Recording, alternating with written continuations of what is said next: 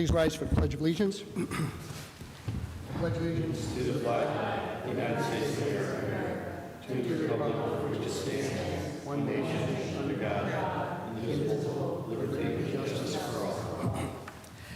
Please remain standing for a moment of silent reflection for our servicemen and women throughout the world and for those who have passed away in our community.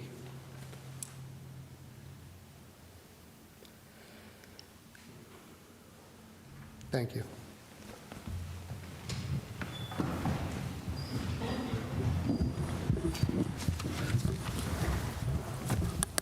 Roll call, please.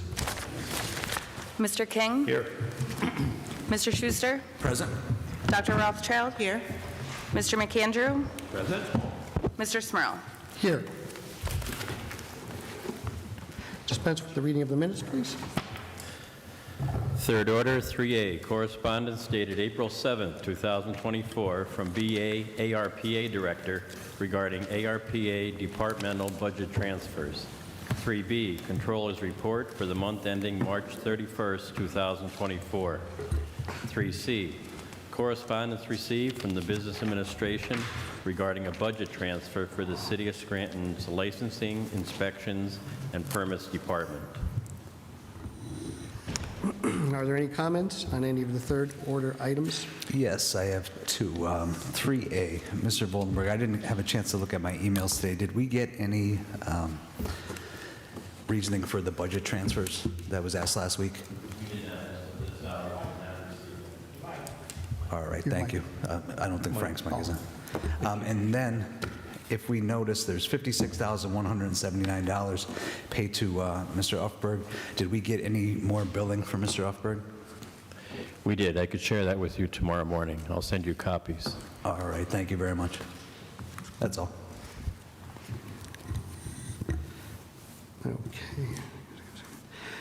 Okay, so received and filed. Any council members have any announcements at this time? I have just a couple. This coming Saturday, I know there's going to be cleanups around the city, Nayod Park, I believe from 9 a.m. until 2 p.m. And also the same at Connell Park. I'm looking, those are the two that I see right now that are scheduled for this Saturday. But I believe there's other cleanups happening throughout the city. So if anyone wants to volunteer, obviously we'd appreciate people coming out. Even if you can only put a couple hours in, every little bit helps. So that's all I have at this time. Thank you. Thank you, Mr. King. Anyone else? Also, sorry. To add to what Mr. King said, there is that cleanup at Nayog Park this Saturday, the 20th. Last week, the telephone number to pre-register was given out. Just to repeat that number and to correct it, it's 570-241-9003. Thanks. That's all. Thank you, Mr. Schuster. Anyone else? Yeah, I have a quick one. So this Saturday, April 20th, the Ancient Order of Hibernians, John F. Kennedy Division 1 of Scranton, PA, will have their annual pasta dinner fundraiser. What to expect is join us for our annual pasta dinner fundraiser. Each dinner will cost $15. Dinners will include the pasta meal, a side of salad, and a dessert. Dinner is takeout only and will be available for pickup at the Laceworks Tap and Grill. And again, it's from 1 to 4. And they'll also, the Lady Ancient Order of Hibernians will also have a basket of cheer raffle that you can purchase that day of the event. And that is all I have. Thank you. Thank you, Mr. McAndrew. Fourth order? Fourth order, citizen participation. Joan Hodowanis?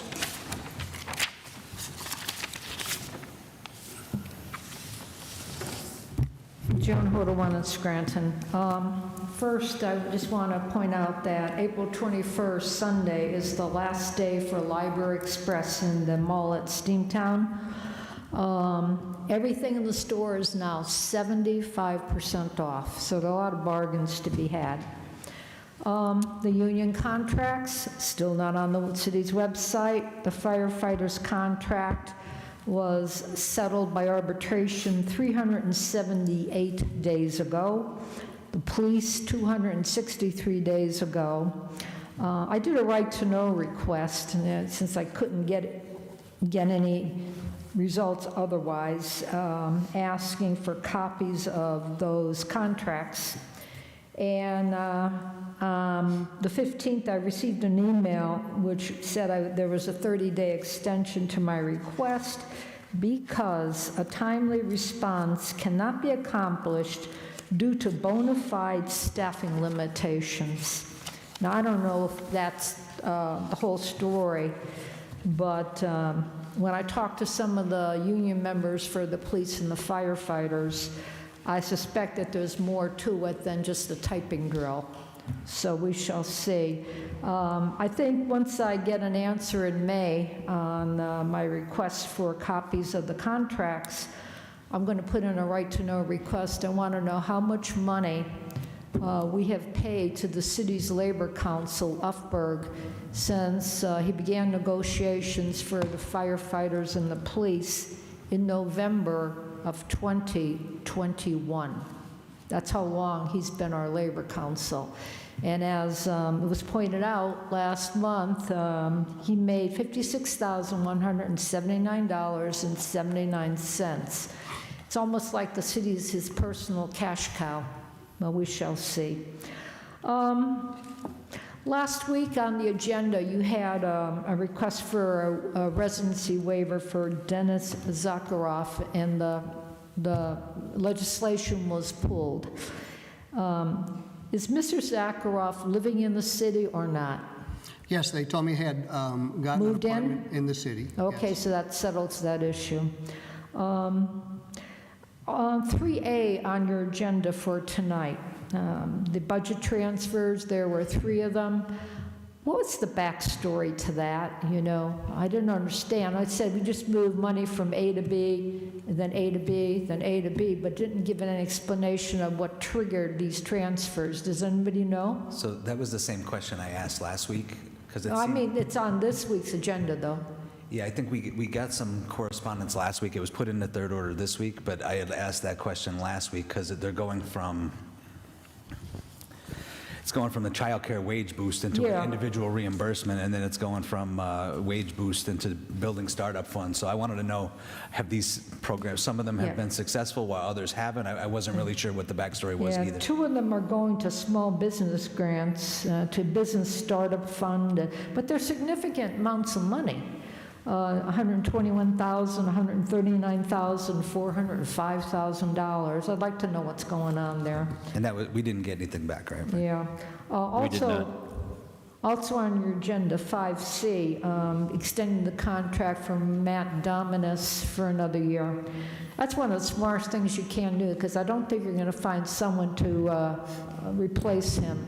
You know, I sit on the police and firefighters pension boards, and I go to the composite pension board meetings every month, and he's always there. That guy is sharper than a whip. If it has anything to do with budgeting or money or financing, he's on top of it. So I think, you know, every penny you pay him is going to be well earned. He's really got his mind on the game. And if you want a straight answer about anything that has to do with money, ask him. And finally, as you know, I've been running around the city, you know, pushing the pedestrian buttons, you know, see which ones work and which ones don't. There's an awful lot of buttons. It's going to take me a while, because you can't do it when it's raining and holding a, you know, notebook and an umbrella at the same time. I've done about, I would say, 75 or 80 buttons so far, and it's got to be probably around 1/3 of what's downtown. Many work, many don't work. The point is, if you're going to spend any money on any kind of innovations or upgrades, you need a long-term plan to sustain it and not let it go into disuse. Thank you. Thank you, Joan. Les Spindler?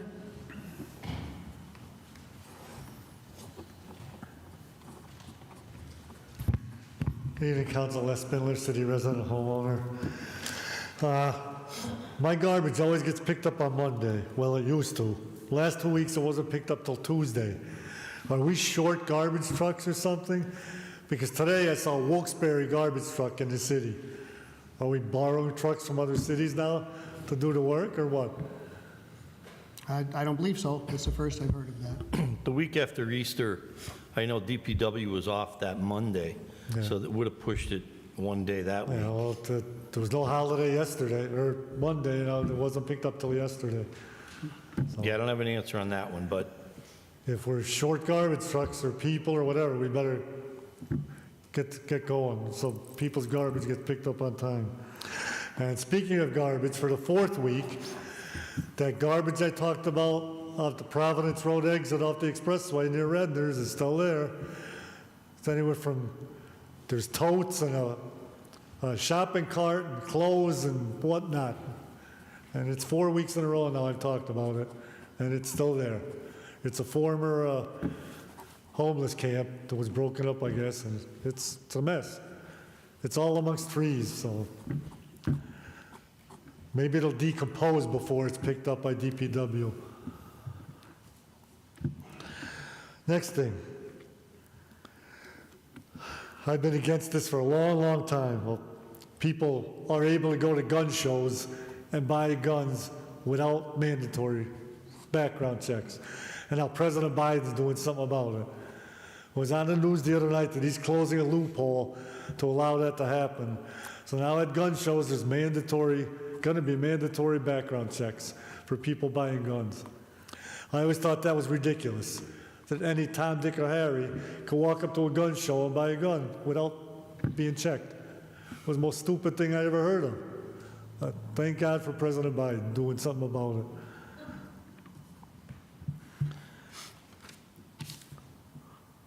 Okay, next thing.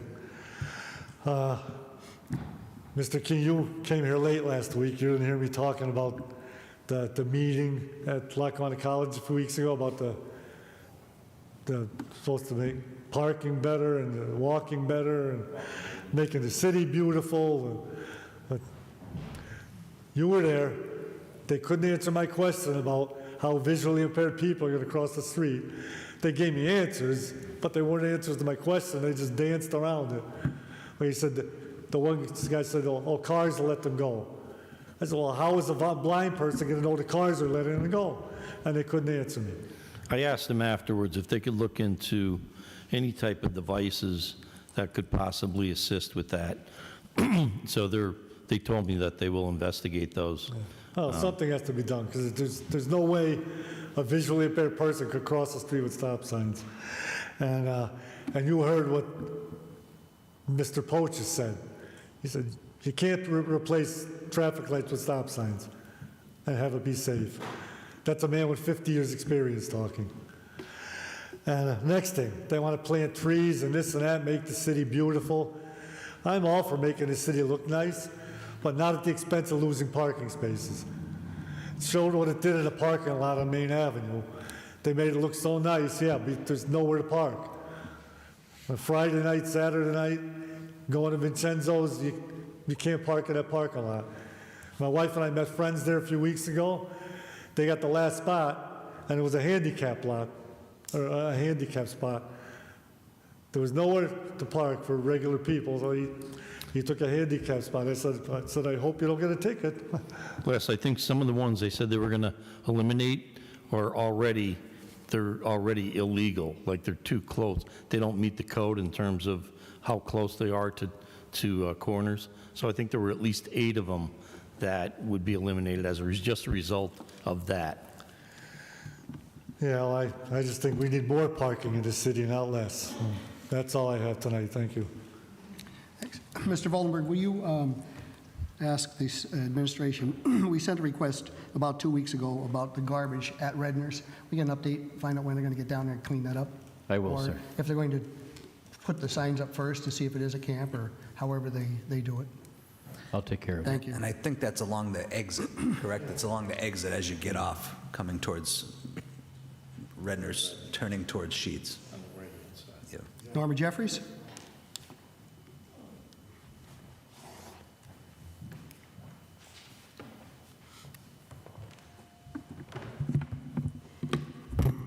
Norma Jeffries, Scranton resident, and thank you for mentioning about the cleanup this Saturday at NAOG. I'll be there, and Bob Gettins will be there, and others from the SMRA board will be there as well, and look forward to seeing everyone. I'll be good at handing out rakes if anyone doesn't bring one, okay?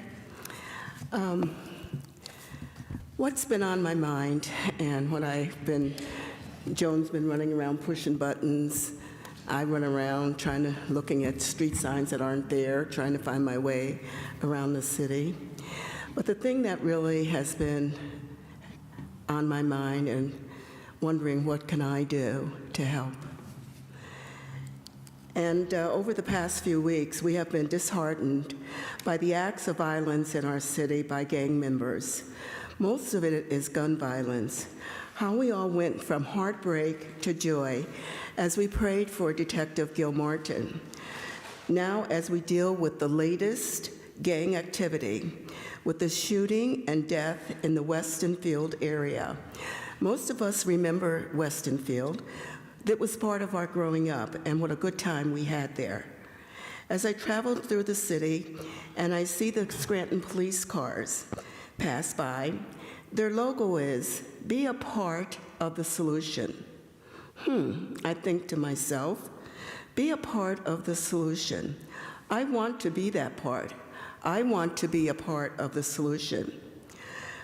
I'm not sure what that covers, so I called the police department after Googling what was online, and they suggested that I go and attend neighborhood groups. Well, I do that already. I'm active with our Hill Neighbor Association. Chief Carroll has come to our group several times and has spoken to us, and he's given us very good information, but that still didn't satisfy the gut feeling that I have. Again, I am thinking, how can I be a part of the solution? Not only me, but others that have heart's desire to help. My thoughts for the gangs is a mentorship program. And others, I'm sure, can be a part of the mentorship. I did call around the city to see if there was any mentorship programs available that I could participate in, and I found none. I spoke with Maureen Gray at the Northeast Youth Center, and she said for the ones that we need to reach are the 4th and 5th and 6th grades. It's okay to have an assembly, and they talk to the kids. But once they leave that assembly, they need someone to hold their hand, someone that cares about them, someone that they can build a relationship with. I know myself, I work with the youth, and I do tutoring at my church, and there's no greater feeling, and you probably know this too, Mr. McAndrew, when a young person addresses you by name. They may be out in the store, and they say, "Hi, Miss Norma." That is a great feeling because you know you've had an impact on that person's life. You cannot do that. You cannot reach that person by sitting at a podium and having a meeting from the auditorium. I know that the mayor has convened a panel of leaders to help with this situation. And looking at the picture in the paper, I will be praying for that team, praying for the following: to develop a tutoring program for homework help. I'm there because I do that right now. Develop a summer program for students in the lower grades. Develop a mentoring program for students. These kids need to be a part of the solution. They need to feel that they belong and can make a difference in the city of Scranton. I know these issues can't be handled right away or overnight. I feel that such urgency in the gut of my stomach when I read about these kids. One day they were born and they were handed this little baby, and someone was more than likely very happy with this little one, and now they're causing havoc. What happened? What happened? We can be a part of that solution if someone comes up with a mentoring program. And like I said, I work with kids right now at my church, and I just feel that we, as the citizens of Scranton, need to be a part of the solution. I did find on the website, if I can just have a few more seconds here, I did find on the website, of course, it doesn't act right when I want to look at it. It says, the Scranton Police Department employs 4 federally funded police officers from a grant obtained from the City of Scranton Office of Community Development Office. 1 officer is assigned to a specific area of the city, which is broken down into 4 sections: West Beat, North Beat, Hill Beat, and South Beat. These officers embrace the philosophy of community policing in all the daily operations and functions. Officers, this is a part. Officers work closely with neighborhood groups and community leaders and share the responsibility of identifying, reducing, eliminating, and preventing problems that impact community safety and order. By working together, the policing community can reduce the fear of crime and improve the quality of life in the neighborhood. And it just goes on. And I just think that we need to be a part of the solution and put those words that are on the police cars into use. Thank you. Thank you, Norma. Rick Little?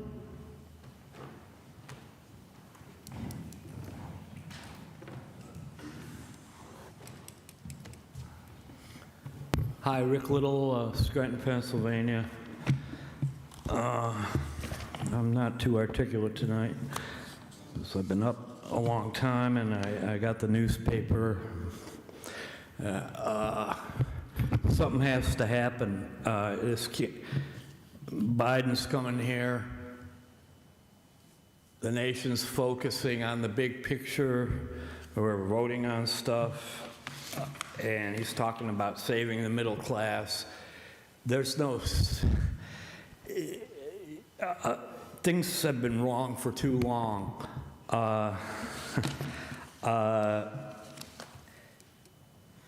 And the people talk a lot about the homelessness problem. I will say my opinion is that it's all Scranton Housing Authority's fault. And I say it this way because over the last 28 years, they've edged their way into the county housing, because Scranton Housing is Scranton.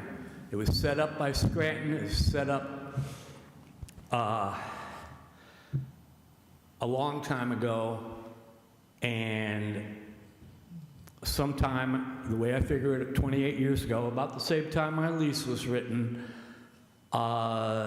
they were infiltrated by lawyers and judges, lawyers, and there's no tenant people in it. I tried to get on the board, can't get on the board, it's closed.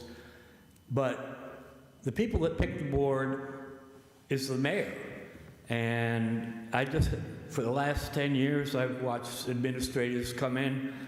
Scranton has to take that back, because what the people that are running Scranton Housing, they have gotten all these people in the county into it by offering them to be caregivers. Everybody's a caregiver. You got Scranton Housing, they're supposed to be a caregiver, really, because they're a 501(c)(3). They're not supposed to make profit, like a church, like a spiritual organization. But they've drawn in all these different agencies, especially Health and Human Services, which oversees the Area Agency on Aging. And I see, you see Area Agency on Aging TV commercials. I have not met anybody who is helped by the Area Agency on Aging, and I can understand why Patrick is now the head of the whole state on the Area Agency Aging.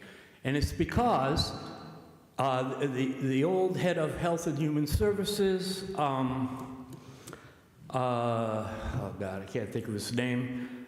Well, he was let go, and he's the guy that brought in the ERAP. Millions of dollars. I applied for it. You read the Times Tribune, they had this money, but they didn't distribute it. I promise you they distributed it.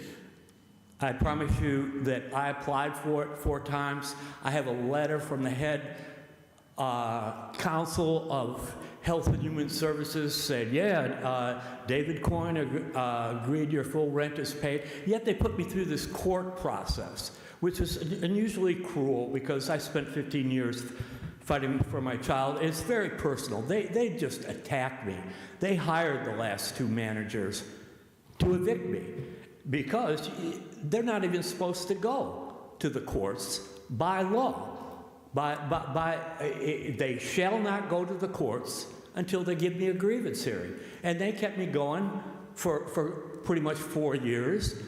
I never got a grievance hearing. And they got all the courts in their pocket.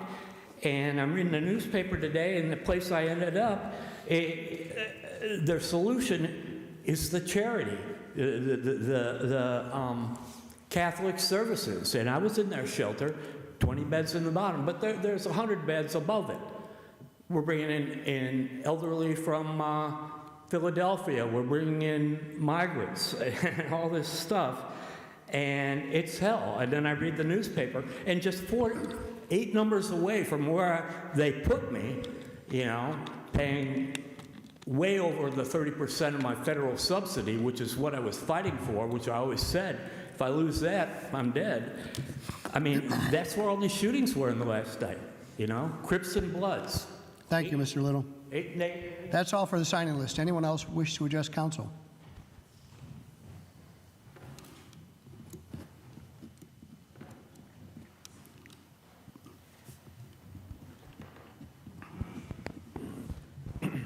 Tom Coyne, Manuka.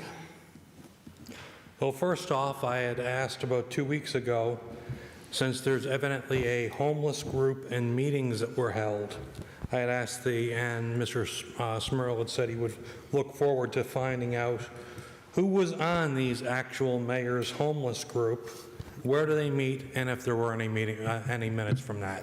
And if you've gotten a response back, you can give me that in 5th order. Off the paper. I didn't need it tonight for the subject at hand. Last session, Mr. Smurl and Mr. King talked about going to Harrisburg with the mayor because of how much better this city is and how much the city has improved.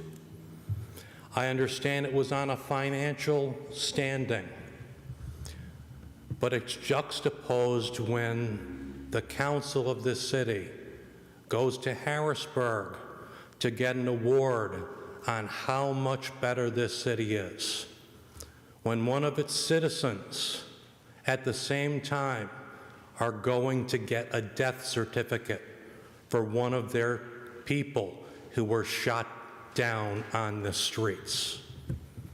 There's been a lot of talk about in the neighborhood of Weston Field.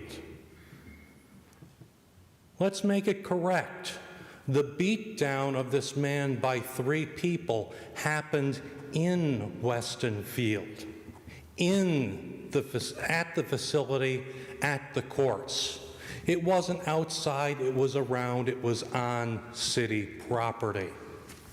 This same property that has been brought to this attention of this body for drinking, for parties, for gatherings, who this party has directed the director of parks to make sure is locked and secured in the evenings. From talking to the people around there, evidently the locks that were there lasted for like a day or 2 before they were either stolen, broken, or gone, and maybe it just did not get reported to anyone. Sure, the police got there on scene after the bullets flew. We heard it from City Council here as this meeting was going on as they tore up this street going to Providence Road. Some of the members in here got the police call and left during the meeting to go on site. There was one council member who actually went up to the scene himself, Mr. Schuster, and stood there and looked at what was happening at that location. There's a serious problem when you say that this city is doing better. that on one of its locations that either has no cameras or the police are not monitoring the cameras for it, someone gets beaten and then gets shot less than 100 yards away from that location. That's not a failure of gangs. That's not a failure of bad kids. That's a failure of a governmental body who knows a location is a hangout, is used after hours, is used for drinking, is used for drugs, has been broken into, and is constantly under attack by people, not to have a cop car sit up there rather than at the sheets at the bottom of the hill, as they tend to do 2 or 3 at the sheets station there and get coffee. And the sheets, I understand, it's a great place for both the police and the medical people to hang out because they can hit Main Street, they can get to Center City, and they can get up onto 81 to go to different locations. It's a nice location to be at, but it's actually very well lit. So is Weston Field. But Weston Field is where we've known the problem is. Weston Field for 6 months is where this body has been told the problem is, and there's absolutely no reason why there wasn't a police car stationed and sitting there if it's going to idle anywhere else for that neighborhood, because it has access to highways, to Greenwich, to everything from that location. But evidently that's not important, and negligence in not taking care of the issue will only come back to bite the taxpayers, because he got beat down on Scranton's property. And that homicide is a direct relation to that negligent homicide. We can do better. Anyone else?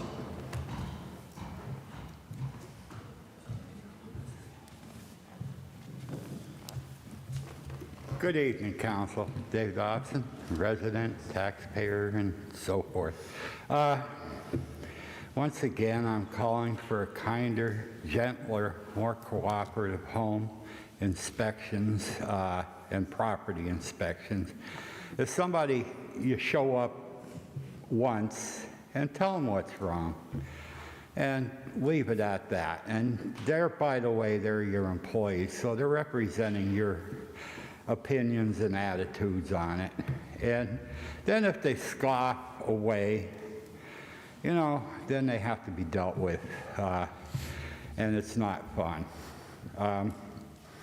Now, on Weston, yes, we should have cameras there, but I'm calling on parents. That was a 17-year-old kid running around with a gun.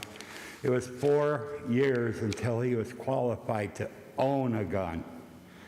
And the parents buy these guns and they leave them laying around where they can just swipe them up and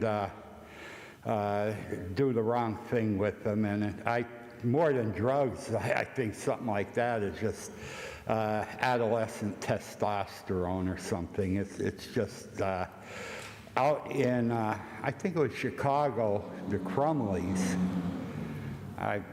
either Michigan or Chicago. They bought their kid a gun, and they took him to the range and everything, and they left that gun laying around. He took it to school and killed a couple people, you know? And now they've been convicted of manslaughter, and both of them might get as high as 10 years. So don't leave your guns laying around for an angry kid, his girlfriend broke up with him, or you know, some bully's picking on him and he wants to settle the score, because he's going to have one hell of a life because you left your gun laying around. So parents, lock up your guns, and or if you're intelligent enough or know enough, disable them while not in use. Take the bolt out and hide it somewhere or whatever, you know, and ammunition also. Once again, the landfill. They want to introduce leachate juice into the gorge at Naog. Please get in touch with these people that are opposed to the landfill and put a stop to this. They have to currently ship the leachate to the sewer authority. And by the way, I'm probably paying their damn bill anyway, because that water's probably way more poisonous and dangerous than anything that I pull the handle on to get rid of, you know? I'm probably paying part of their bill. The water company now, you know, instead of fines, why don't we insist that people be removed from the board of directors? Anything happens under the boss's auspice, anything that goes on. So if they want to be so cheap that they want to do things on a sly and open up a gate or whatever and cause the kind of problems that they caused in water that flows through the gorge, then too bad. Get off the board. Get them off the board. They're not qualified to be there. They're not qualified to accept hundreds of thousands or millions of dollars off of us every month to clean up the river. And now, you know, I'm going to talk a little bit about life. I was a very young kid when our president left office, Eisenhower, and so I don't know what it was like when to try and earn a living or something. I was about 6 years old when Kennedy took over, and you know, by and large, he's one of my favorite presidents of the 20th century. Maybe it's just my lack of knowledge, or maybe I followed him enough to know he did several really good things. He put an end to Joe McCarthy. But the one thing, he made two mistakes that I know of. He had Operation Wetback, where they shipped immigrants back to Mexico. Everybody on the bus almost died wherever they were dropped off. And another one was in the 1958 IRS Act. He allowed 501c3s and C4s to hold conferences, provided that they're equal, that equal representation of pros and cons. And instead, we got people like Henry Amoroso being brought in. This is your salvation. Thank you, Mr. Dobson. As we can see, it hasn't been our salvation, so they have to be reined in. Thank you. Thank you. Anyone else?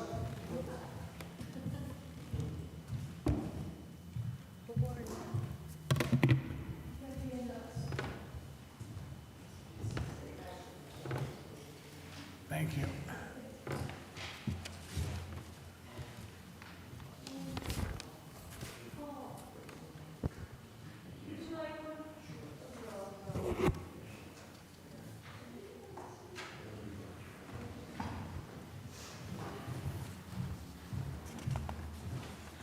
Okay, hi, I'm Lori O'Hara, Scranton resident, and I'm here to put my 2 cents in for the homeless problem that we've got going on. I see that we have a pedestrian bridge to be built over the Lackawanna River, which is fabulous, and I'm just curious as what the plan is for the people that are living where this proposed plan is. Maybe we can do something in conjunction with. So what I've come up with, my 2 cents, everybody has a lot of stuff that they're doing, and it's great, and it goes to the collective, so it's like bits and pieces, and hopefully we can get something together to actually come to a resolution. So this is my plan. Scranton Recovery Campground by Laurie O'Hara, Scranton City resident. I believe we, as a city, have the capacity to fully address the homeless plight that is currently in our town. While we have services and resources available within the city, it appears there is something missing between the services provided and a positive result on the end of the homeless person. I was happy to hear one success story last week at the meeting. I believe if we have a foundation structure within the existing homeless encampments, it would provide a better transition for one to become a contributing member of society. I believe this should be a goal that can be met if structured properly with the existing services currently on hand. We are living with the awareness of catastrophic results when rules and laws are not applied. If as residents who pay taxes and live by rules and obey laws, then we should all be held accountable to the same sets of rules and laws. And the question arises and the debate continues to whose land it is and jurisdiction in regards to enforcement. But in the interim, there is nothing being done to alleviate the homelessness, to help the residents, or keep the city safe. So this is just an initial plan. There'll be more. This is just, first part. The plan I see is a visionary, long-term, developing, inclusive, and it promotes a community in the city. A pilot initiative for Scranton. This will further utilize collective services, collective agencies working in tandem for the common good of all humanity. A natural development of community between the homeless and the residential community can be established with a comprehensive plan. Number one, I assert we meet these people where they are, and that is on the ground. I've been down there weekly when weather is, good enough to go down there, and I'm filling can liners of garbage. We're not ripping tents apart, cutting up ID, or anything like that. There's plenty of garbage to pick up. There's no need to do any of that. We're not part of that. That was the city. That was not the groups. Obtain land agreements with appropriate landowners. Simultaneously, as you begin the process of developing, ask the existing occupants as to what their current needs are, inform them of a structured encampment, and survey those who would choose to remain, and they can also help in the cleanup. Have an application. The application should be designed similar to those of rehab, include needs and skills they may possess. Institute a requirement for campground residents to perform volunteer work around the community. People with skills can help with small projects within the city. Examples of those are painting, grass cutting, shoveling elderly sidewalks, etc. There are endless opportunities for the homeless to give back to the community that is helping them. This shows residents that they are willing to help in their own recovery and take an interest into the community that surrounds them and our great city. Within the application process, survey the needed social services. Examples would be big one, helping obtain identification, literacy, ESL, mental health, drug, alcohol addiction, provide AA literature. There's a meeting every hour pretty much in Scranton until you can get yourself into an actual rehab. People seeking employment, life skills, hygiene, cooking, dressing, personal responsibilities. Again, possibilities are endless and able to be tailor-made to suit specific area needs. There's also has to be time designation for campers, establish a 30-day, 60-day, 90-day turnover goal to be met for the campers. If processed properly, the goal would be to not have a recovery campground, at which time there is no longer a need for a recovery campground, then it could be repurposed as an income-producing campground. And since you wanted to do all this, it would have fit in nicely, wouldn't it? Campground rules. Incorporate campground rules and rehab-style rule structure. No drugs or alcohol. Campsites have to be clean and tidy. Curfews. Coordinate services for trash, etc. 3-strike rule. Funding would be cleanup, landscaping, design, garbage receptacles, dumpsters, porta potty, lavatory services, lighting, security, especially in the evening, an option to hire security guards with an SPD officer on site in situations that arise can immediately be addressed via law enforcement and could be a mentoring program. The idea is to begin structure on the literal ground where these people need to be met in order to lift them up. This allows better insight into the city's homeless as to what is needed and in what capacity. It affords an efficient way to allocate funds to be most effective in resolving or providing tangible solutions to alleviate this plight. The natural progression is the trickle down of a program that once the word is out, it'll deter illicit behaviors and actions, and more importantly, signal a place where people, especially women with children, and unfortunately children, can be safe and receive meaningful help. A place one can go to recover. It gives the city a better direction how to bridge the gap between homeless and returning them to productive members of society and part of the community. And residents will know who is here, where, and clearly why, and rules and structure equal success.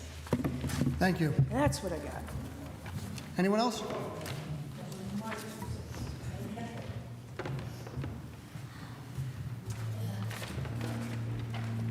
Hello, Council. I was just wondering if you had any suggestions of the STAR program that I was going to implement, if you had any ideas or any things that you guys, maybe you wouldn't want me to do this, I don't know, maybe you'd have some direction.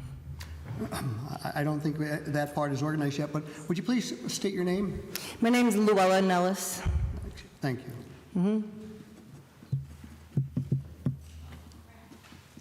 I was thinking about starting a program called Self-Taught Angel Resources, which is for people to learn how to do your driver's license, how to go to Social Security, how to go to welfare, things like that, like a checklist. And I thought maybe I could use some of your implementations, like, suggestions, how you would like to set that up, because I would like to be part of the, you guys to be part of this. Because you taught me, but it took me a long time to find these resources, because if you don't know what to ask for, you don't get the help. And I figured that out. It took me a long time to figure that out. So a lot of people out here being homeless don't know what to ask for. And sometimes they stay homeless because they don't know what to ask for. But I figured it out, but it took me a long time. So I'd like to have a program, like a pamphlet or something that says, okay, this, if you lose your license, well, you have to do this. Like I find out my license is in New York, right?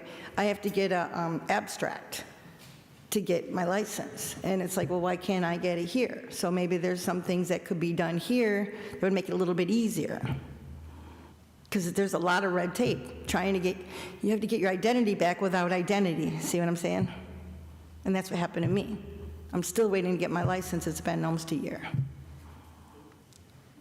So I just, my question is that if there's any, maybe we could work together or something on this, because I think it is a big project for a lot of homeless. Maybe some people won't be homeless if they had an idea of where to go to stop the homeless.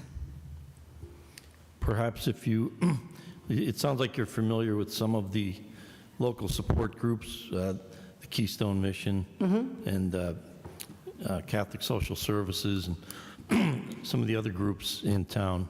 Maybe, if you were willing to type something up or work with them to say, listen, as people come in, maybe I could set up a table and offer these services if they're struggling with any of those issues that you just brought up. That might be one avenue. Just a thought. Yeah, that's why I'm here, because, I was homeless for a long time, but some of it was my fault because I didn't know what to ask for. So I was just wondering if, you guys had any, because you made these programs, the Keystone and the Mission and all these things, but there is a lot of failure going on with that too, because there is no direction. And I even was part of that victim myself, because I was out there with all these people which didn't want a direction, see, but I did want one, and that's how I'm a success story. But I would like to find out, since you guys have these programs, if there is any other programs that maybe would make it easier, for some of these people to not be homeless anymore, because I know that's our goal, right, is for people not to be homeless, because it really knocks you down to a point where some people don't ever come back. But I came back because I was strong to do it. But I'm just asking, if there was anything, if you guys wanted to implement into that. I think council, I don't think it's next week, it may be the following week. We're planning to have a caucus to meet with some of the local representatives to really discuss the homeless issue and try to come up with some thoughts and ideas on how we as a community may be able to address some of the issues facing the homeless in our area. Okay. And try to look for positive solutions to the problem. So I believe Like in a that's, couple weeks, you said? I think it's, is it next week? 2 weeks from now. This Wednesday or next Wednesday. Right, because we're having meetings on Wednesday, the individual that's going to meet, one of the individuals that's going to meet with us can't come on Wednesdays, so it'll be 2 weeks from now. Okay, All thank right? you very much. Thank you. Anyone else?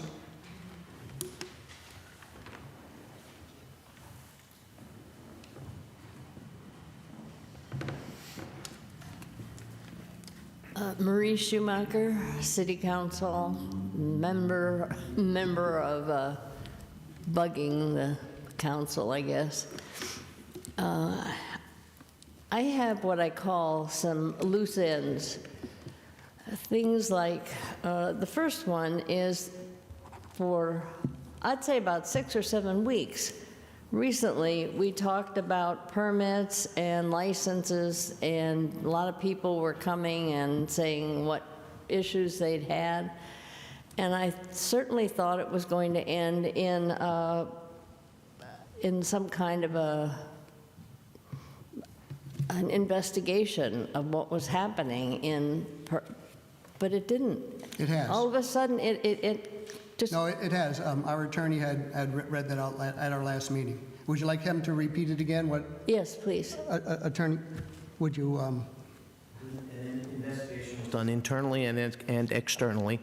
All the issues that were brought up were addressed, and that's where it sits, and we're not allowed to really go into anything more than that because I'm dealing with personnel issues.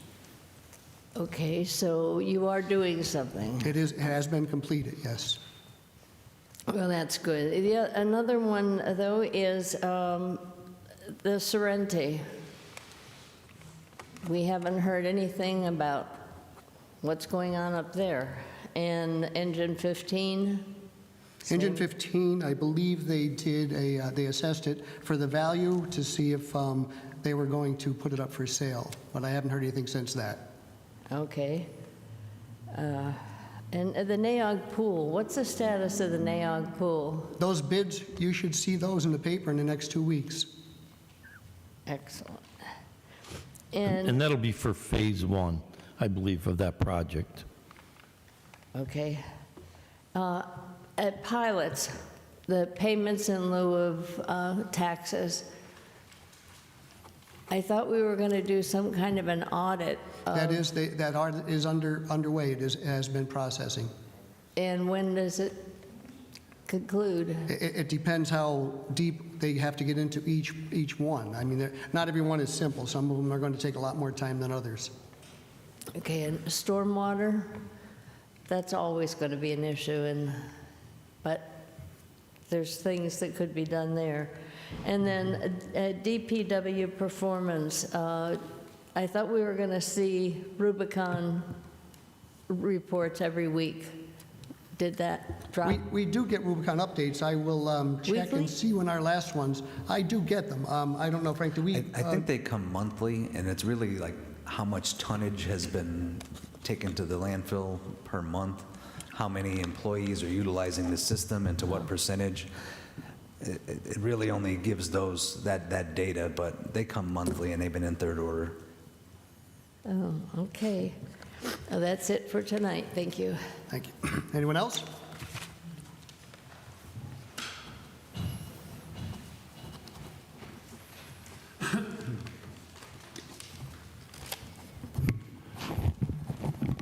Good evening, Council. Mike Mancini, Scranton. I was here last week. I was the last one to appear before this body for the public comment section.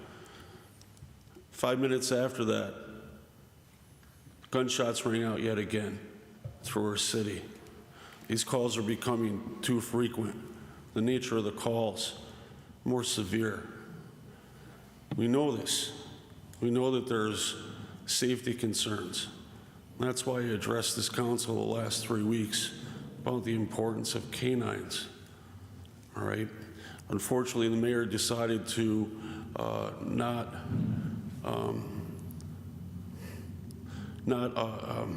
don't want to say address the issue. She has a different fundamental understanding as to her indifference with myself. I reached out to her today.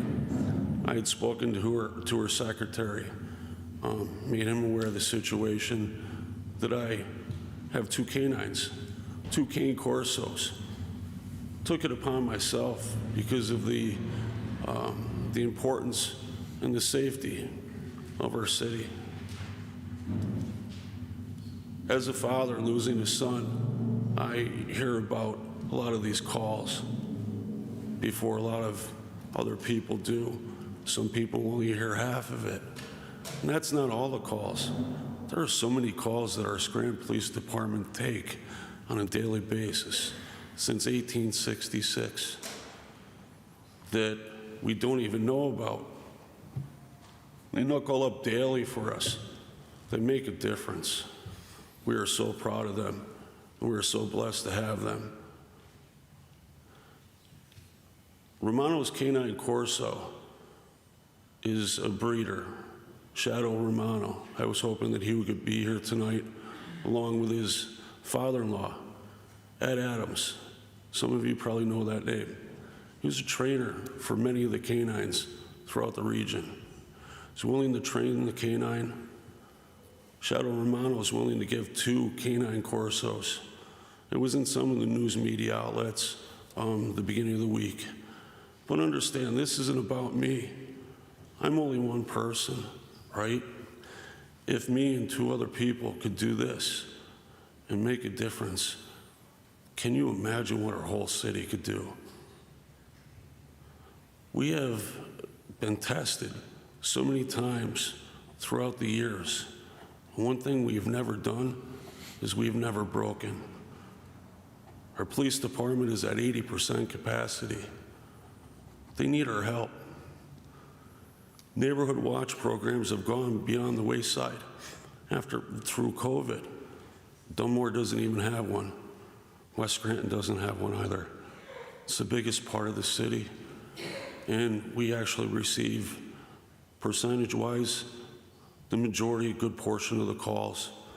And, you know, neighbor doesn't really know neighbor anymore. And it's unfortunate. We need to have our neighbors get to know our neighbors once again. I'm asking everybody out there who truly cares about our city, you can make a difference. Join a neighborhood watch, okay? There are websites out there, Scranton.gov, State Police website. Both of them allow us to give tips anonymously to help out. Our police departments, our first responders, it's very important to them that they clear a call with no issue. Rather not have an issue, anything times 00, hey, that's great. You know, but they would rather clear an issue before it becomes a major issue. Now, a lot of these have become major issues. After that shooting last Tuesday, the young individual tossed the gun. You know who found it? A canine. They hit on drugs, they hit on guns. And I'm willing to make a difference.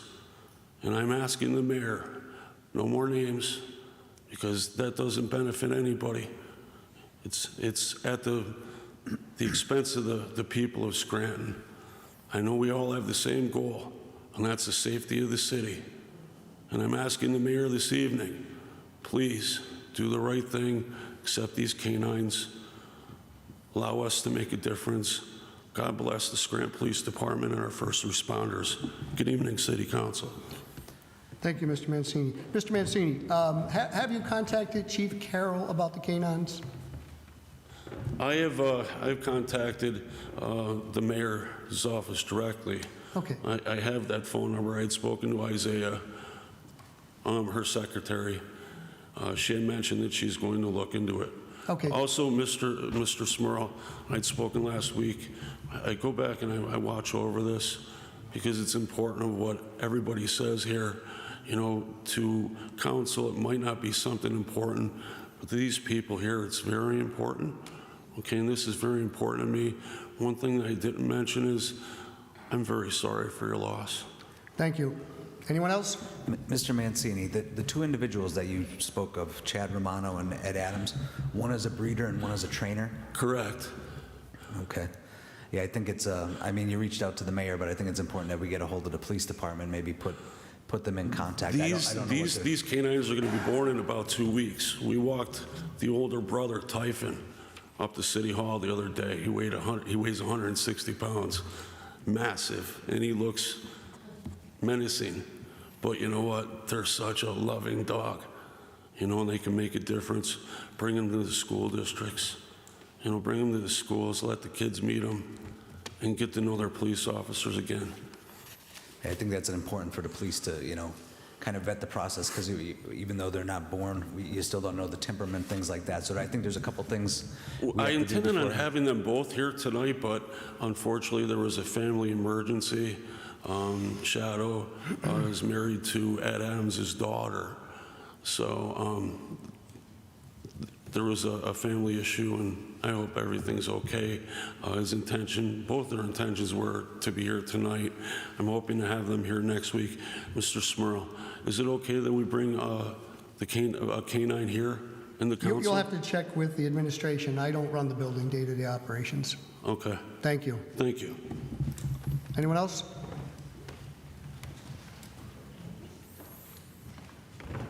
Hi, good evening, Council. Victoria Fotia, Scranton resident. I would first like to start by saying congratulations, Dr. Rothchild, on behalf of me and my mother. I'm very happy for the new addition in your family. Secondly, I'm just here to touch on a couple things that Ms. Laurie O'Hara did not get a chance to say in her 5 minutes. So in the packet that she gave to you, the second page is a post on Facebook from the University of Scranton Office of Community Relations. On it, it says, our third CBL talk is only a week away. This was 4 days ago, so sorry for the post-dating. This CBL talk will explore the root causes of homelessness and poverty in NEPA. Krista Murray, Executive Director of the Catherine McAuley Center, and Jessica Wallow, Director of Community Services at United Neighborhood Centers of NEPA, will provide their insight, discuss their work, and how their organizations are meeting the needs of the community. This CBL talk will be hosted on Thursday, April 18th at 6 p.m. in the PNC Auditorium, LSC 133. To register, copy the provided link or scan the QR code. We hope to see you there. And there's a link provided at the end of the post. So just wanted to make that aware for everybody in the community and for fellow council members. So thank you. Thank you. Would you say your name again? I didn't hear you. My name? Yes. Victoria Fotia. Thank you. And just to clarify, so LSC is the Science Center, correct? I'm sorry? LSC is the Science Center. Oh, okay. Correct? All right. LSC, I'm not sure. I haven't been to the university myself, so I'm not sure. Yeah. Thank you.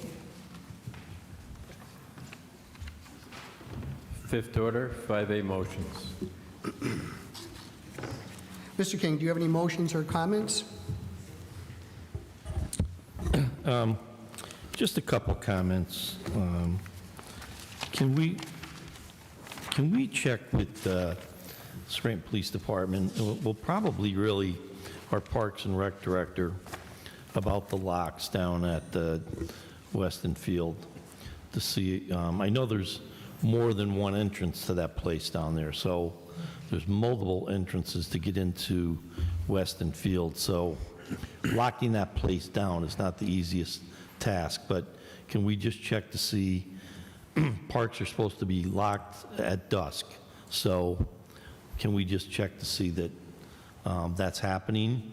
I've seen videos and photos that indicate that it hasn't been happening, so if we could check on that, that'd be greatly appreciated.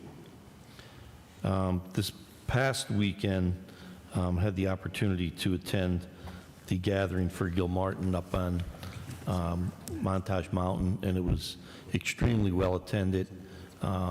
Just couldn't believe the number of people that came out to support Detective Kyle Gilmartin. So very, very happy and proud of this community, the way they come together to support their police department, especially Detective Gilmartin after everything he's been through and continues to go through. On Saturday night, I attended boxing matches up at the Holiday Inn in Dunmore. In those boxing matches were quite a number of young men, Black, Hispanic, Caucasian. Many of them are city residents, are city students who train.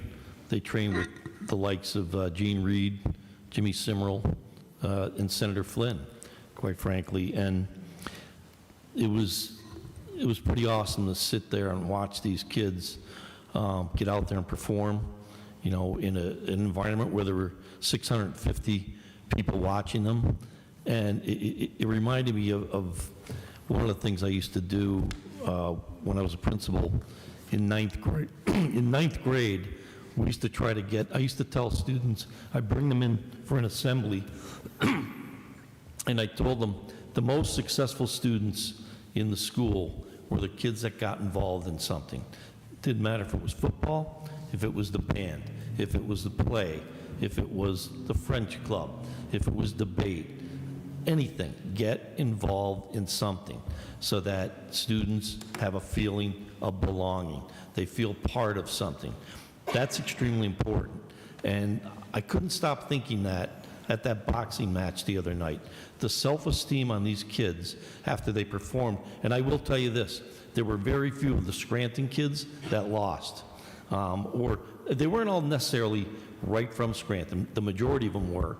Some of them were from around the region, but a lot of the kids that they boxed were from the Lehigh Valley, or up in the eastern area.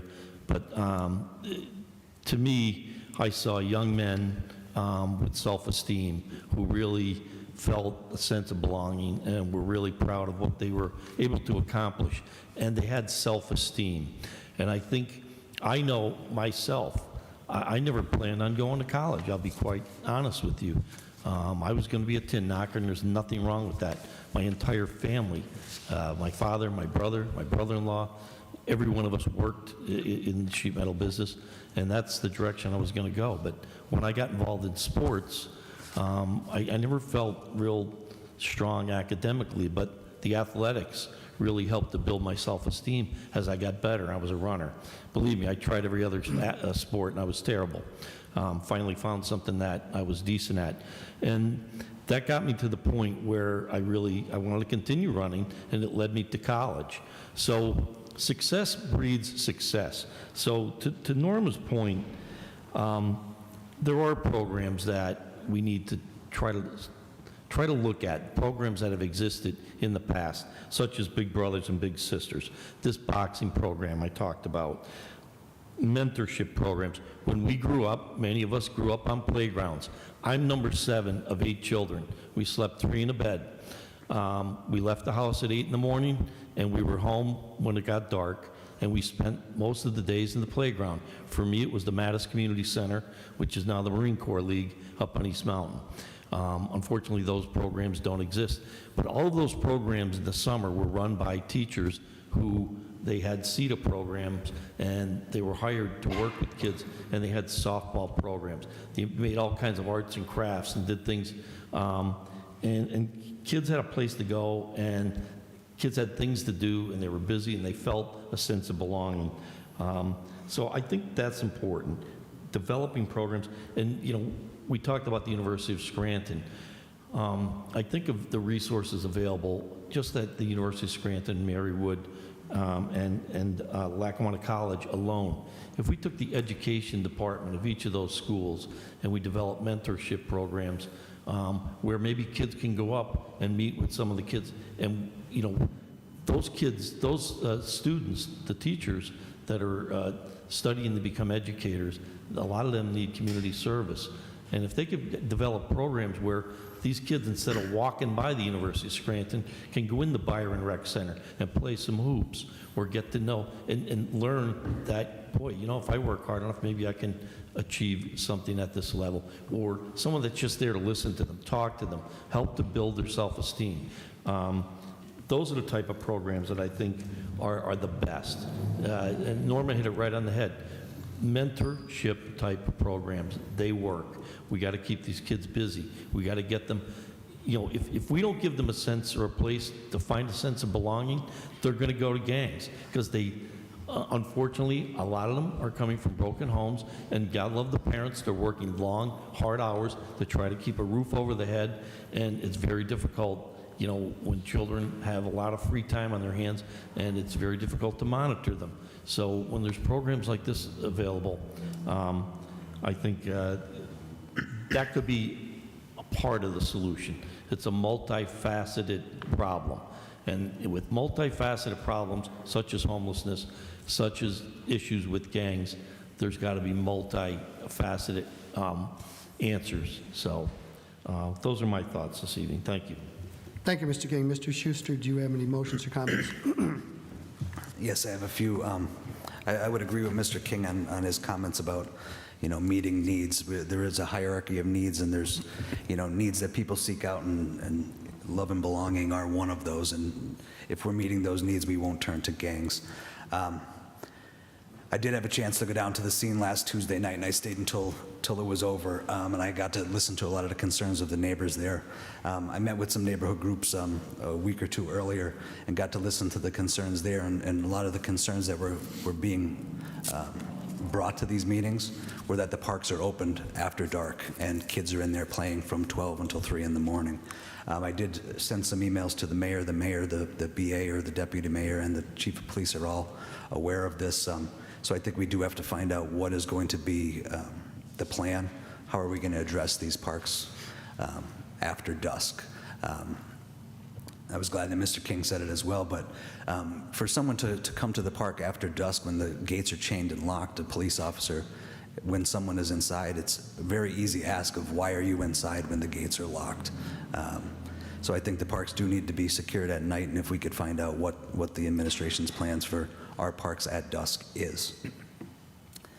With that being said, I'd like to thank the Scranton Police Department for their immediate response to the scene. The officers that night were on the scene, sad to say it, as the man was falling to the ground, and they were there to provide immediate medical attention. So thank those officers. Thank you to the DA's office and the state police that helped that night.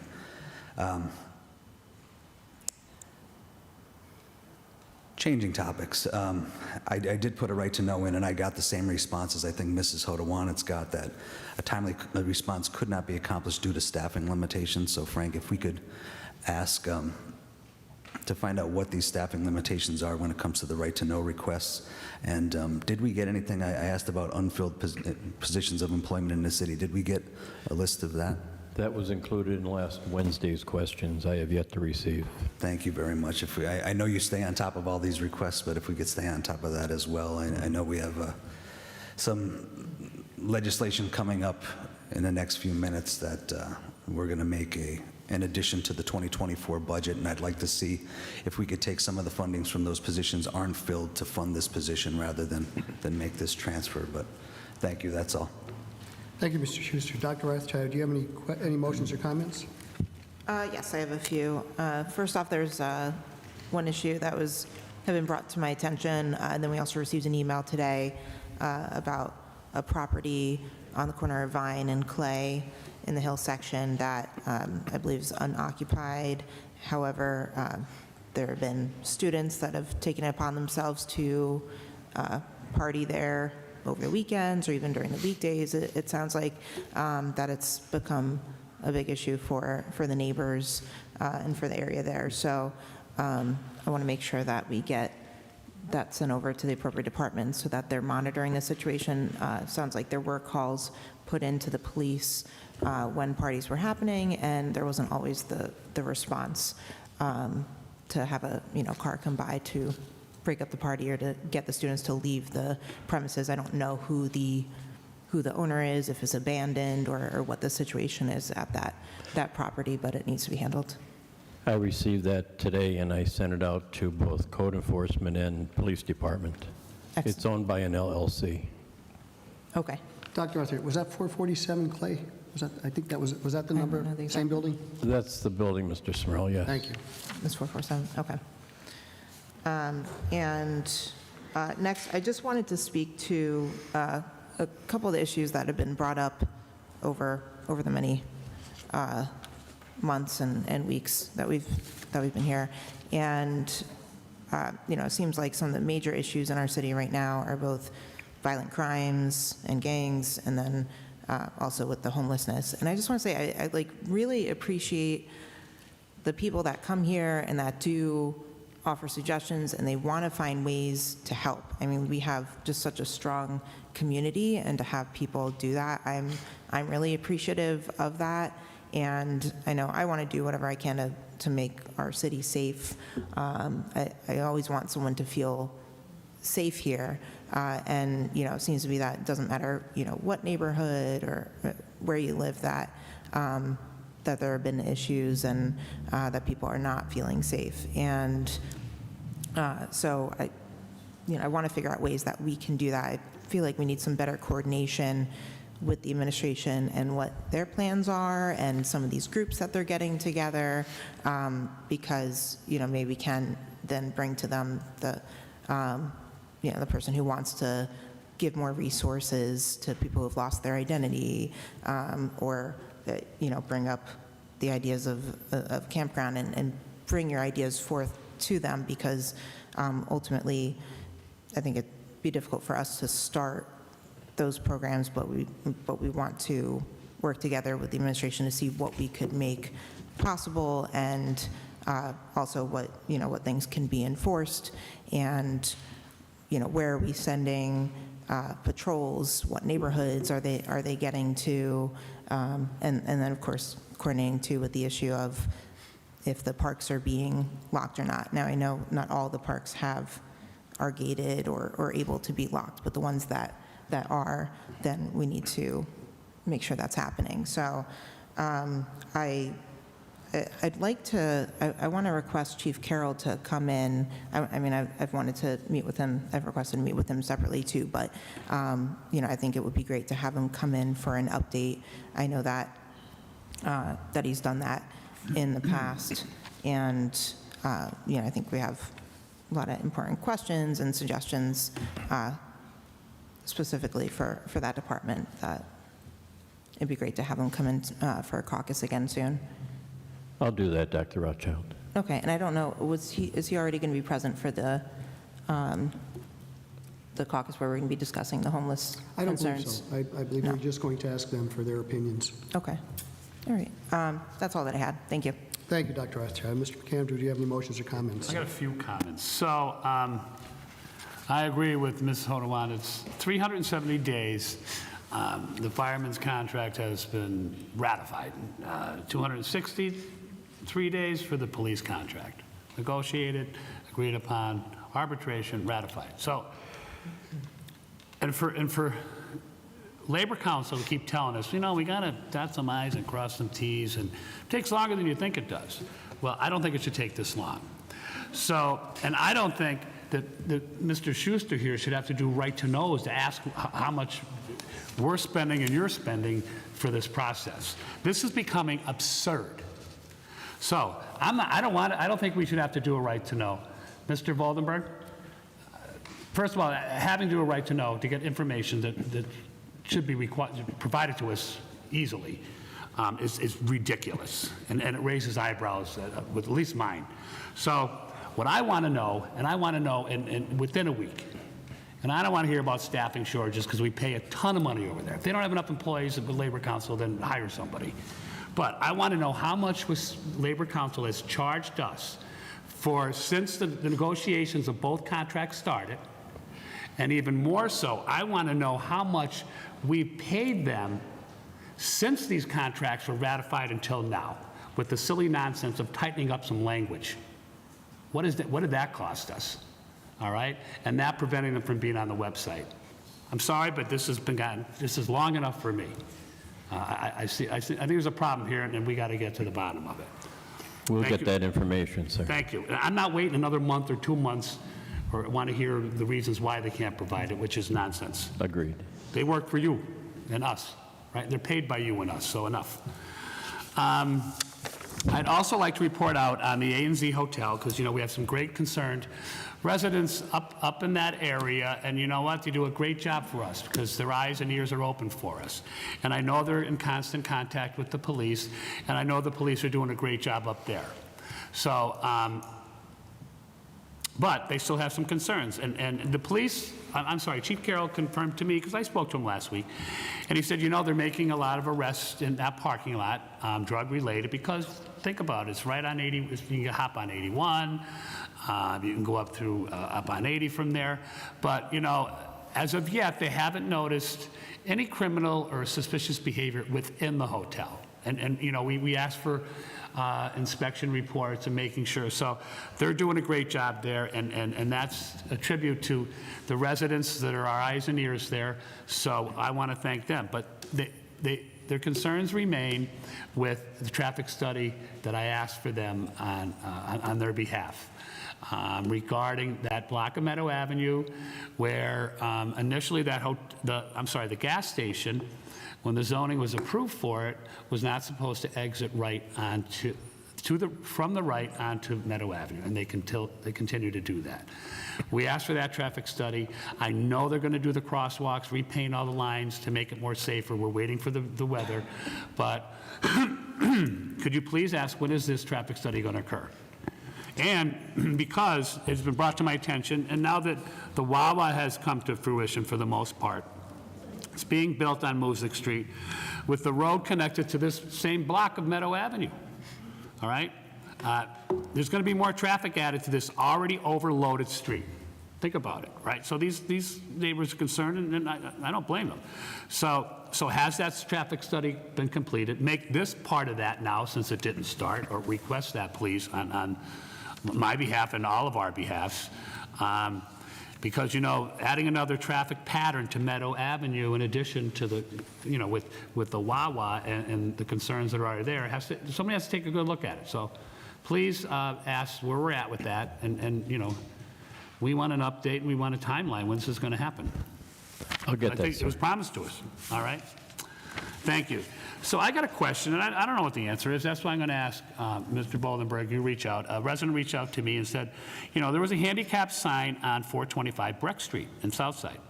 The owner, God bless him, passed away, right? And there's new owners there, but the sign remains, and so it's preventing people to park there that aren't handicapped. But there's no one any longer is handicapped that live there. It's new owners. So what's the process? Is the sign removed normally, or how does that happen? Or can you please look into that? I will. I'll ask the traffic officer. And you know, put them on alert that this sign doesn't need it there anymore. Correct. That should be removed. Thank you. I can't hear you. I'm sorry. In reading the reserve, or in my preparation for the reserve parking, I believe the process is that the owner of that property should contact the Scranton Police, who will then contact DPW to make all right. Well, make plans to get that removed. From my understanding, actually they have the owner, of course, in this case, the person passed, but they actually have a duty to contact the police to have that removed once it's no longer needed. so the conversation I had with the neighbor doesn't think that's ever going to happen. So they might need. Well, the neighbor could contact. Well, I'm asking you to contact them now if we can do that on behalf of that neighbor, because he doesn't believe that the new owner is going to do it. All right. Thank you very much, both of you. Also, so I've been getting a lot of calls and texts about unsecured parks, especially Western Field. Look what happened last week. I was here getting a text when this horrific shooting was or starting to occur over there. We get complaints about Novembrino splash pad. It's never locked. Someone broke into the building, not broke into the building was open maybe 2 weeks ago, and somebody went in and ransacked it. And I don't know what they took or didn't take, but it doesn't matter. We're not securing our parks. And I agree not all of them can be secured, but Jesus, the ones that we can secure, we got to secure them, all right? And because, you know, when the youth or these gang members have somewhere to congregate, it fosters this type of behavior, right? And if we can at least prevent some places for them to go, we might be helping the situation. So I would like, because in 7B tonight, there's a grant, $276,000 grant for Western Field, and it's for rehabilitation of Western Field. And I also know with the skate park over there, and I don't know, almost $500,000 dedicated to that, neighbors came to me and said, listen, the fences are a mess. So, of course, we hope that they spend more money on replacing all the fencing so it's a more secure park. But until then, let's secure Western Field, please. Let's secure Novembrino Park on a nightly basis. So I would like, Mr. Voldenberg, if you would reach out to the Parks and Recs Director, Mr. Gassenmeyer, and ask him what his action plan is for this. Because we hear, oh, okay, it was locked, they finally locked it, and then 2 days later it's not locked again. So we need an action plan from the Parks and Recs Director, please, and a schedule as to how they are locked, when they're locked, who's responsible for locking these lockable parks, I should say, on a nightly basis at dawn. All right? I will, sir. If you would do that, please, thank you.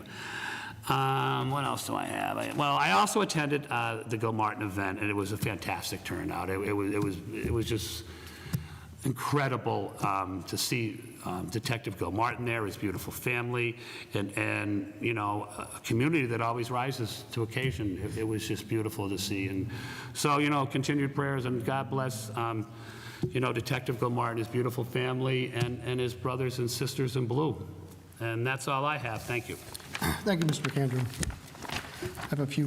Due to the primary election on Tuesday, April 23rd, the regular scheduled council meeting has been rescheduled to Wednesday, the 24th, at 6:30. 1600 block of Naog Avenue, council submitted the block to DPW for replacement or to be placed on the pothole patching work list. 619 Crown Avenue, complaints, City Code Enforcement had issued a quality of life citation, and they will follow up on April 20th. The rear of 1820 to 1826 North Main Avenue, which is the former Castle Restaurant building. Both Scranton Police and Code Enforcement were asked to investigate complaints from the neighbors of another after-hours nightclub at the rear section of the building this time. I know the owners were previously cited, and that club was shut down in 2023. So hopefully we can find out if that is open again. Sewer basin complaints. We forward the following basin complaints to DPW for review and repair, along requested to review all sewer basins in the city. Wyoming Avenue, Woodlawn Street, Boulevard Ave and Woodlawn, the basin in front of 1022 Grandview, and Mulberry Street and Adams Avenue. They were the ones that were listed on that complaint. And also 1615 Muncie Avenue. Zoning and rental registration, we asked to follow up on an illegal third-floor unit apartment. Code Enforcement cited recently for outdoor trash and other issues. And that is all I have, Mr. Voldenberg. 5B for introduction, a resolution authorizing the mayor and other appropriate city officials to extend by an additional year of the city's contract with Benovate, Inc., doing business as Neighborly Software for Scranton Office Economic Community Development Housing, Community, and Economic Development Software. At this time, I entertain a motion that item 5B be introduced into its proper committee. So moved. Second. On the question. On the question, if we could have Attorney Gilbride, if we could have you take a look at this. It is a one additional year, but it also has an auto renewal. I wasn't at caucus this morning, or this morning. I wasn't at caucus earlier today, but I wanted to bring it up at caucus about that auto renewal that we're seeing there. And then if we could ask the administration, what services are being provided by this company? There was a list of them that were in there. Is it mostly being used for ARPA money tracking, or is it being used to meet the concerns and providing resources to the needy?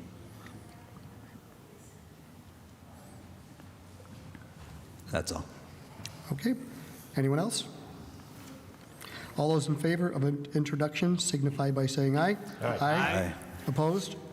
The ayes have it, and so moved. 5C for introduction, a resolution authorizing the mayor and other appropriate city officials for the city of Scranton to execute and enter into an independent contractor agreement extension with Matthew Dominis to provide finance director services to the city of Scranton. At this time, I'll entertain a motion that item 5C be introduced into its proper committee. So moved. Second. On the question. On the question, Mr. Voldenberg, can we reach out to the administration, ask what's the reasoning why we're not hiring Mr. Dominis for the full-time position of finance director, and is the position still posted? This contract is for $85,000, and the line item for the finance director is $84,915. It really doesn't make sense why we wouldn't hire Mr. Dominis full-time rather than contracting him yearly. On the question, I think the answer is Mr. Dominis doesn't want to work full-time. That's my understanding. That you know, he almost left us, and quite frankly, we're paying a lot of money for attorneys. I'd pay this guy $100,000 to stay for 4 days a week. That's my belief. seen what he's done for us, and he's done an extremely great job. Yeah, he is someone I would like to see in a full-time position. Yeah, I know, but I don't believe that that's something that he wanted, and quite frankly, I think we had to convince him to stay on longer than to do this extension. So, you know, I'm just saying that I know for a fact. I've spoken to him. We convinced him to stick around. So, On the question, I know many of us are very happy with the work that he's done for the city, so I'm happy that he was at least willing to extend the contract further. and also on the question, I worked with him last year quite a bit on the budget, especially when we were reducing it from 3.5% down to 2%, and his input was invaluable. So I really appreciated working with Mr. Dominguez. On the question, I too I'm very happy to extend his contract. I feel he's the smartest guy in the building, and whenever he's in here at caucus or presenting, he's the smartest guy in the room. So I'm happy to vote to extend his contract. Thank you. All those in favor of introduction signify by saying aye. Aye. Opposed? The ayes have it, and so moved. 5D for introduction, a resolution authorizing the mayor and other appropriate city officials to execute and enter into a contract with the Pennsylvania Economy League, Central PA, LLC, to perform financial forecasting services. At this time, entertain a motion that item 5D be introduced into its proper committee. So moved. Second. On the question? On the question, a few more questions, Mr. Voldenberg. Can we ask, is this service something that's new that Pell's going to be performing? It seems that it was bid out. Are we trying to retain them for services they're already performing? And then have they been attending their monthly finance meetings? Both they have. This is a new contract for a financial forecast, or for a 5-year. And yes. And on the question, they have been attending our finance meetings, yes. Okay. Yes. 2 of them. Anyone else? All those in favor of introduction signify by saying aye. Aye. Aye. Opposed? The ayes have it, and so moved. 5E for introduction, a resolution amending resolution number 305, 2023, a resolution entitled authorizing the mayor and other appropriate city officials for the city of Scranton to execute and enter into an agreement for services with All Rose LLC for appraisal services for the Meadowbrook Flood Project Easement Acquisition Project, to include and authorize the city of Scranton to amend the contract to include title-related services. This time, I entertain a motion that item 5E be introduced into its proper committee. So moved. Second? On the question?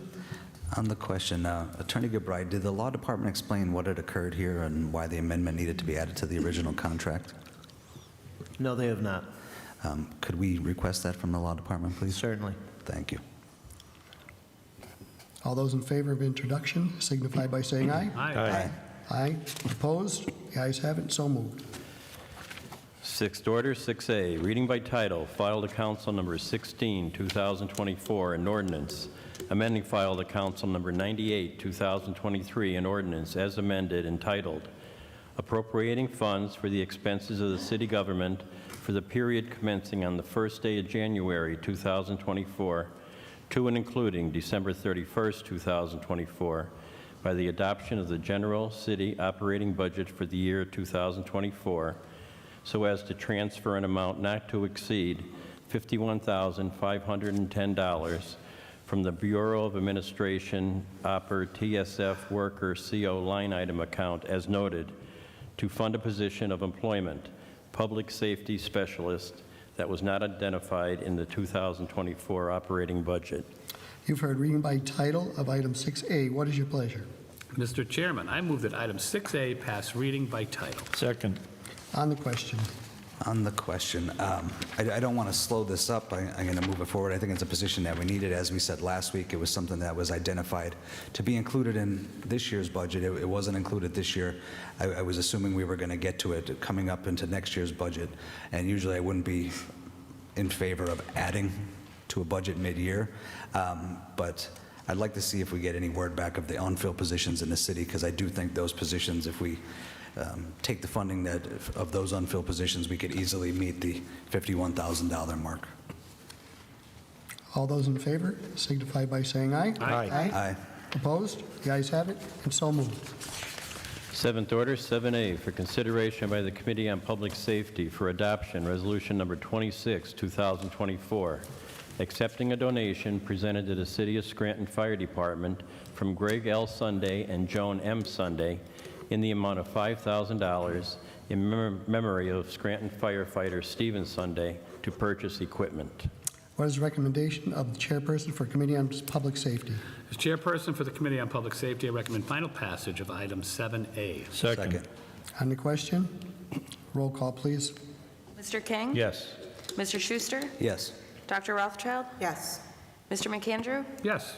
Mr. Smurl? Yes, I hereby declare item 7A legally and lawfully adopted. 7B, for consideration by the Committee on Community Development for adoption, Resolution Number 27, 2024, ratifying and approving the execution and submission of the grant application by the City of Scranton to the fiscal year 24 Community Conservation Partnership Program through the Department of Conservation and Natural Resources for up to $276,000 to be used towards the City of Scranton's Weston Field Rehabilitation Project. What is the recommendation of the chairperson for the Committee on Community Development? As chairperson for the Committee on Community Development, I recommend final passage of item 7B. Second. On the question, roll call, please. Mr. King? Yes. Mr. Schuster? Yes. Dr. Rothschild? Yes. Mr. McAndrew? Yes. Mr. Smurl? Yes. I hereby declare item 7B legally and lawfully adopted. 7C, for consideration by the Committee on Public Safety for adoption, Resolution Number 28, 2024, accepting a donation from Amos Towers and Webster Towers in the amount of $7,000 to the Scranton Fire Department to be placed in the Special City Services account as noted. What is the recommendation of the chairperson for the Committee on Public Safety? As chairperson for the Committee on Public Safety, I recommend final passage of item 7C. Second. On the question, roll call, please. Mr. King? Yes. Mr. Schuster? Yes. Dr. Rothschild? Yes. Mr. McAndrew? Yes. Mr. Smurl? Yes, I hereby declare item 7C legally and lawfully adopted. Eighth order, 8A, filed to council number 14, 2024. This ordinance converts a certain portion of Deacon Street from one-way to a two-way street. Council is awaiting for recommendation of the additional stop signs from the city engineer, and I believe we will be getting that update next week, next week, I'm sorry. One more item, Mr. Voldenberg. This was from the Governor's Award that we attended. I would ask if you would put it on the council website for everyone to see this. I will, sir. Thank you. If there is no further business, I'll entertain a motion to adjourn. Motion to adjourn? This meeting is adjourned. What's happening?